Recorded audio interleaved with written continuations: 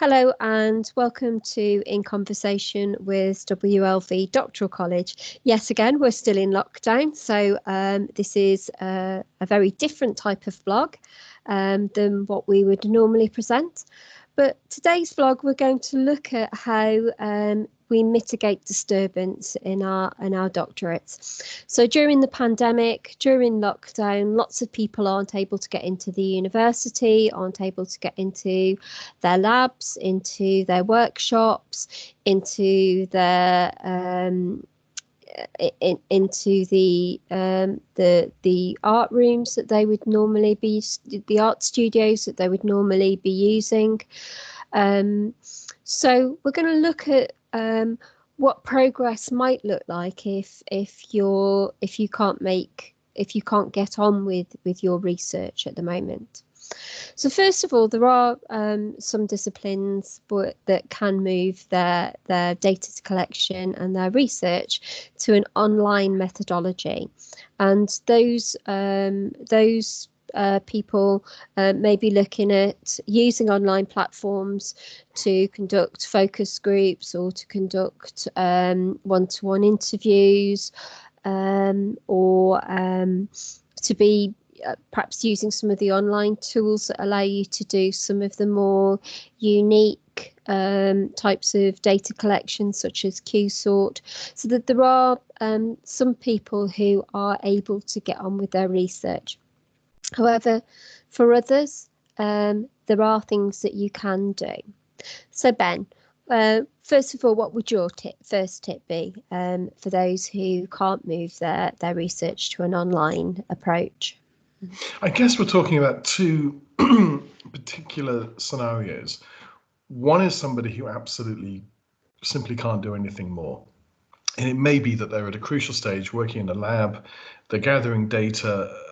I mean, there's really nothing else that they can do in the meantime because they're stuck at home. They can't access the lab, or they're doing very deep archival research and they can't get into the archive, or maybe, you know, they're doing creative outputs in a studio and that's where things are at, and there's nothing more they can do. So things have absolutely ground to a halt. So in that situation, I think for students across the UK who are engaged in doctoral research, it's probably time to check your university's advice and to take some form of hiatus, leave of absence, stepping back from research. And I know that all of the universities would be okay to do that, and maybe for a month in the first instance to see if there's possibilities of access beyond that. So I think that's type of person number one. For that person, of course, they must keep in touch with their supervisors. There can be other bits and pieces they can be getting on with, but they won't be progressing in a way that could hit agreed progression goals in terms of completing the thesis. Type of person number two, which I think is the person we're talking about today, is someone for whom there is certainly a big level of disruption, but it's not so absolute. There are other things they can be doing which are important progression-related things in the meanwhile. And I think what we're doing today is we're coming up with some ideas and tips around that. So Deborah, you've asked me for the first tip, and I think one is to go back and to review work that has already been written. Is it presented correctly? Is all the citation information in there? Crucially, is it up to date? I mean, it could well be that since having prepared a literature review, another sheaf of articles have turned up online, or who knows what. So there can be some updating, some redrafting, some tightening of the prose. Really, that stuff is going to have to be done at some point. Typically, it's done with a deadline pending towards the end of the thesis experience, where you've got other things you're trying to keep up in the air. So now might be the time to go back and to really give a very thorough revision to those early stages of the thesis. So that's my tip number one, Deborah. So my tip would be, or my first tip would be, to check your references. So some of you may be using reference software and others might not be. So if you're not using a reference software, have a look at the variety of reference software out there. Find one that you feel comfortable using and start to use it. If you are using a referencing software, make sure that the folder that you've got your doctoral work in is up to date, that all the references are in there that you've got in your thesis, and all the documents that you've got in your folder are relevant to your thesis. So when you press that button to create your reference list, it's up to date and you've got everything in there that you need in there. So over to you. Tip number 2. I think it may be a good time to explore stuff that's going on online. There are a lot of conferences that have shifted to online delivery. As they've shifted, they've tended to dump registration fees. So conferences that before would have cost quite a bit are now free. There's a lot of stuff you can nip in and out of. Deborah, you and I have been involved in delivering quite a few online events, and we've been quite taken aback and delighted at the hundreds of people that now seem to be turning up. So get out there, find out what conferences are going on, what relevant professors in your areas are delivering talks, what symposiums, what seminars. Get on out there and get some ideas from the wider research culture that's in a unique moment at the moment. And I think people will look back on this time and say something really shifted there, and it was all about widening access, and it was all about people that ordinarily wouldn't have engaged with these kind of things suddenly being able to engage with those kind of things. So there's a lot going on out there, so I would get onto that. Often that will be announced through social media, as well as the standard mail listing kind of ways that you would find out about conferences. And to add to that, make sure that you check out our Researchers Week, which is Wednesday the 17th, Thursday the 18th and Friday the 19th of June, because we are going to be opening our Researchers Week up to not only our own postgraduate researchers and staff at the University of Wolverhampton, but also to the wider research community out there. So my second tip would be have a look at your researcher development. Now might be the time to kind of do those workshops that you've not had the time to do. And as Ben said, a lot of those workshops are now happening online. A lot of universities are now delivering their research development programs on online platforms, but also those that the development that you can gain from joining symposiums and lectures and online conferences as well. So it's a good time to sit back, have a look at your current skills, assess those, and address where there might be some additional learning that you might need to do. Yeah, that upskilling is very important. And in the Doctoral College, we run quite a bit of upskilling related stuff.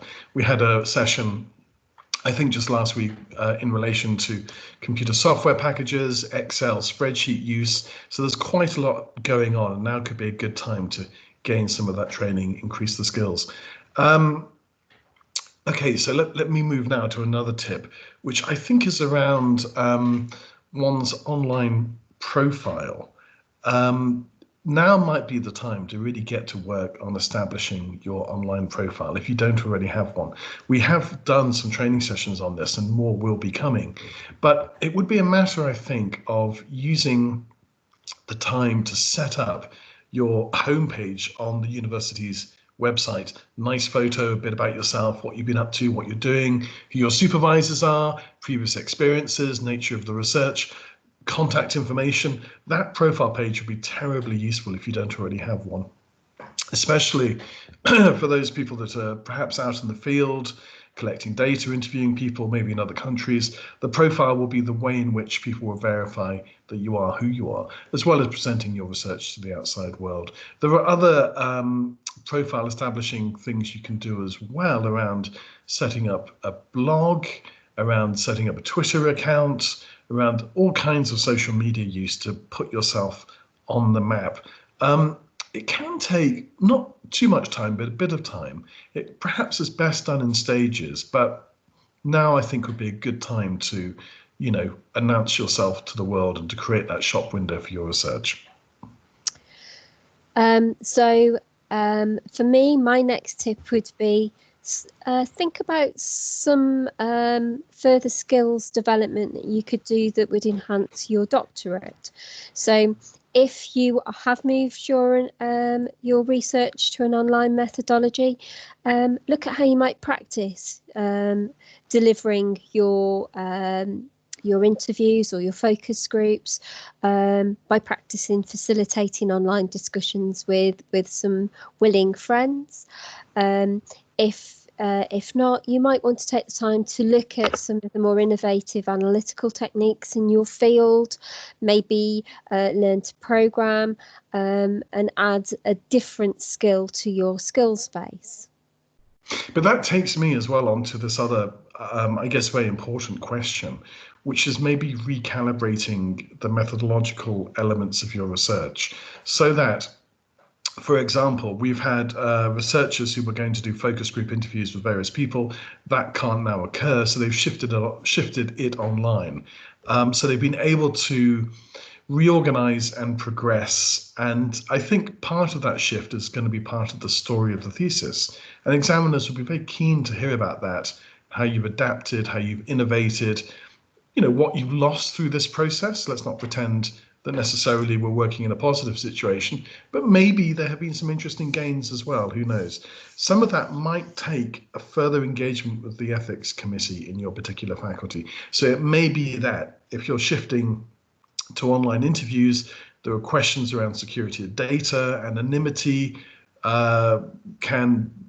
people suddenly see things they couldn't see before if they're part of a focus group and so forth. So it may be worth engaging with your ethics subcommittee, your ethics committee within your faculty. But this conversation should occur with, I think, your supervisory team. How can we now move ahead on these key elements that we need to progress? There'll be some that you can't, and there'll be some, hopefully, that you can. I think for me that then raises the question of something like this, your research diary. And I say to people, regardless of whether you do a qualitative piece of research or a quantitative piece of research, having a diary that you make notes in is really, really important. So you can write down anything in there from what you've read and what you think about that to a reflection of your thoughts and feelings about the way that interviews have been conducted or what people have said or how things have made you feel. So if you haven't already started a research diary, now might be the time to start a research diary and start looking at how that's going to be useful for you. My research diary is and was, when I did my doctorate, really, really important when it came to me writing those final drafts of my thesis, because you will make decisions, you will do things in year 1 and year 2 of your thesis that you won't necessarily remember in year 3 and as you go into that final little bit of year 4 as you're writing up. And your research diary should have all of that information there to help you remember that. But also, it was my reminder of the papers that I read and the wider reading that didn't necessarily make it into the literature review, but were important in locating my research in its position in the field. So start a research diary. And it doesn't necessarily have to be a book like this. It could be a file on your computer. So my final tip is around resilience planning. And I think in talking to your supervisory team, it may be good to model some scenarios. Suppose we go back in September. How do we move forward then? Suppose it's in July, suppose it's in December. Let's put together some draft timetables to move things forward. I think crucially that will actually give you some reassurance. And for those who are finding this moment quite difficult, and of course it can be very challenging for mental health in terms of going from a situation where you knew what you were doing and you were hitting dates to suddenly being in some open-ended situation where you don't know what it is that you're doing and when you can hit those progression points. To have some modeling of planning going forward, I think would be terribly reassuring. And I think that can really stretch to the end of the thesis experience. So in terms of a pathway to completion, for those who are maybe beyond the halfway mark, it might be good to think about how we move forward to the very end of the process and to begin to familiarize themselves with regulations around submission. What does it mean to submit? What kind of documents need to go with the thesis? How do we present it? How do we print it out?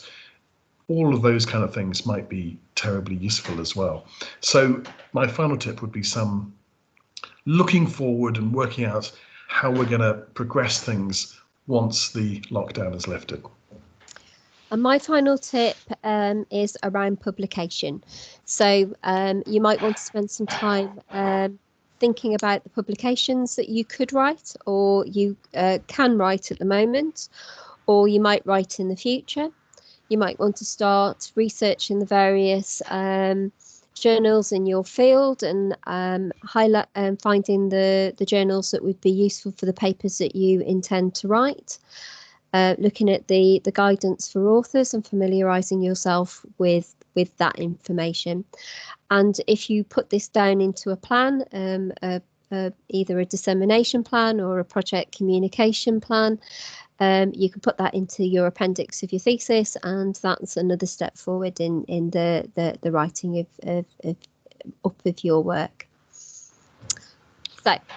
So I hope that's useful. We've prepared a document as well, which we will circulate internally, which contains all of these tips as well. But we were very keen to have a bit of a natter about these things. And I hope that there are some ideas in there that maybe you haven't thought of and that will give you some things to be pressing on with.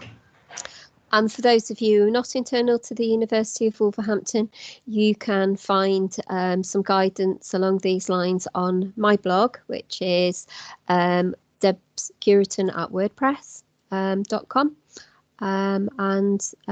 Again, we hope that the information that we've shared there will be useful to you. Okay, so thank you again for listening. If you do like our vlogs, please do follow our channel, and then you'll get a notification when we upload another vlog. We're hoping to try and vlog as often as we can on Fridays during lockdown, and we wish you well and stay safe. Okay, see you again soon. Bye. Bye.